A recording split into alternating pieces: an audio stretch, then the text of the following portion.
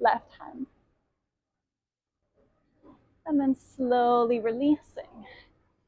No, that's not a good transition.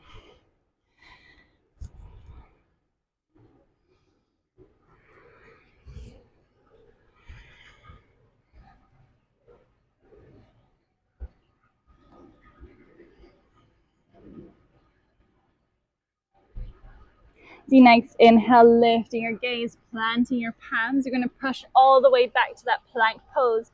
Bring the right knee with us. And then dropping the right shin towards the mat. We're coming for our pigeon pose.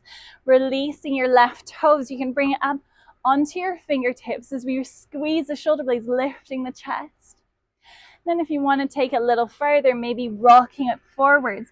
Bring forearms down to the mat. Or maybe going all the way down, bring your forehead down to the mat. We're breathing here.